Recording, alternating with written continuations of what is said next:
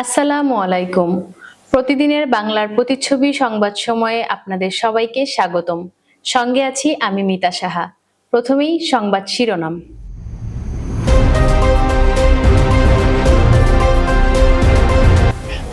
বাগেরহাটের চিতলমারীতে বিএনপি কর্মী নূর ইসলামের উপর সন্ত্রাসী হামলার অভিযোগ। গোপালগঞ্জে কারফিউ ও ১৪৪ ধারা প্রত্যাহার, কিন্তু অভিযান চলবে। মিটফোর্ডে সোহাগ হত্যা এর মূল হোতা দোষ স্বীকার। ৯ বছর পর টি-20তে পাকিস্তানকে হারালো বাংলাদেশ।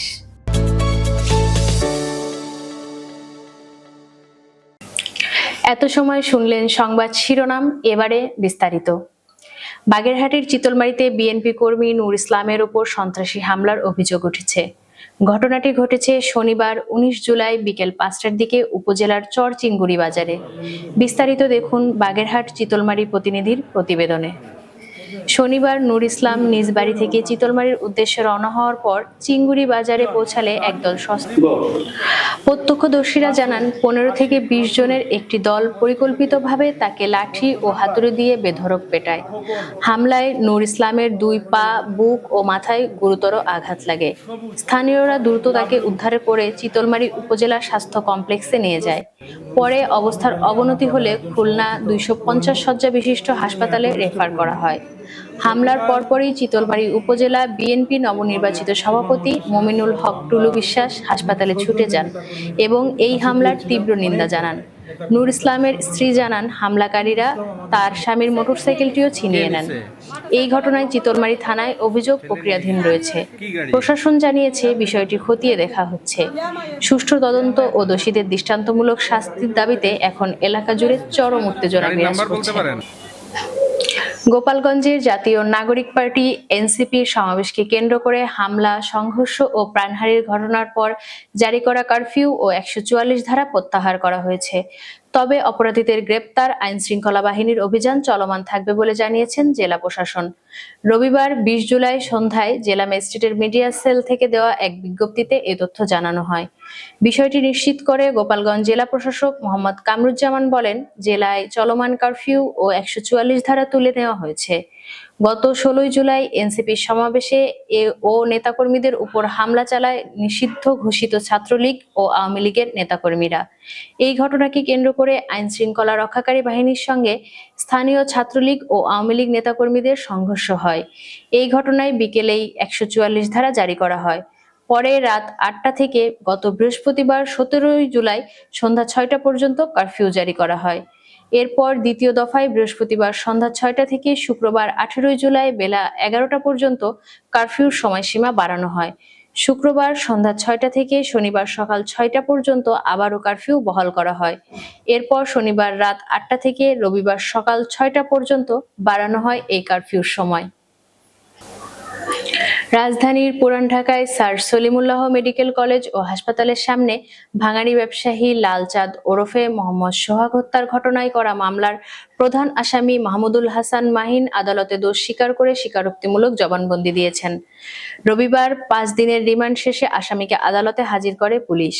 এরপর আসামি স্বেচ্ছায় স্বীকারোক্তিমূলক জবানবন্দি দিতে সম্মতি দেওয়ায় তা রেকর্ড করার আবেদন করেন মামলায় তদন্ত কর্মকর্তা ও কোতোয়ালী থানার ভারপ্রাপ্ত কর্মকর্তা মোহাম্মদ মনিরুজ্জামান। আবেদনের প্রেক্ষিতে ঢাকার মেট্রোপলিটন ম্যাজিস্ট্রেট মোহাম্মদ মাহবুবুর রহমানের আদালতে তার জবানবন্দি রেকর্ড করেন। এরপর তাকে কারাগারে পাঠানোর আদেশ দেন। জানা যায়, গত ৯ জুলাই সন্ধ্যা ৬টার দিকে মিটফোর্ড হাসপাতালের ৩ নম্বর গেট সংলগ্ন রজনী ঘোষ লেনে পাকা রাস্তার উপর একদল লোক ভাঙাড়ি ব্যবসায়ী লালচাঁদ ওরফে সোহাগকে এলোপাথারি পাথর দিয়ে আঘাত করে ও কুপিয়ে নৃশংসভাবে হত্যা করে। এই ঘটনার পরের দিন ১০ জুলাই নিহতদের বড় বোন মঞ্জুয়ারা বেগম বাদী হয়ে ১৯ জনের বিরুদ্ধে কোতোয়ালী থানায় একটি হত্যা মামলা দায়ের করেন। মামলায় অজ্ঞাতনামা আরো ১৫ থেকে ২০ জনের আসামি করা হয়। এখন খেলাযোগ। দীর্ঘ ৯ বছর পর টি-২০ ক্রিকেটে পাকিস্তানকে হারালো বাংলাদেশ। যদিও ১১১ রানের ছোট্ট লক্ষ্য পূরণ করতে নেমে কাজটা যতটা সহজ হওয়ার কথা ছিল, ততটাও সহজ করে নিতে পারেননি লাল সবুজেরা। তবে পারভেজ হোসেন ইমন ও তাওহিদ হৃদয়ের দৃঢ়তায় 7 উইকেট হাতে রেখেই জয় তুলে নিল স্বাগতিকরা। মিরপুর শেরেবাংলা স্টেডিয়ামে অনুষ্ঠিত সিরিজের প্রথম টি-20তে টস জিতে আগে ফিল্ডিং এর সিদ্ধান্ত নেয় বাংলাদেশ। পাকিস্তানের ব্যাটিং লাইন আপ একদমই ছন্দে ছিল না। টপ অর্ডারের ব্যর্থতার পরিচয় দেয় একের পর এক। জামান কিছুটা প্রতিরোধ গড়লেও মাত্র 34 বলে করেন 44। মাত্র 110 রানেই গুটিয়ে যান সফরকারীরা। দুর্দান্ত বোলিং করে মুস্তাফিজুর রহমান এবং তাসকিন আহমেদ। তাদের সঙ্গে তাল মিলিয়ে উইকেট নেন তানজিম হাসান ও মেহেদী হাসানও। তবে 111 রানের লক্ষ্যে তাড়া করতে নেমে শুরুতেই বিপর্যয়ে পড়ে যায় বাংলাদেশ।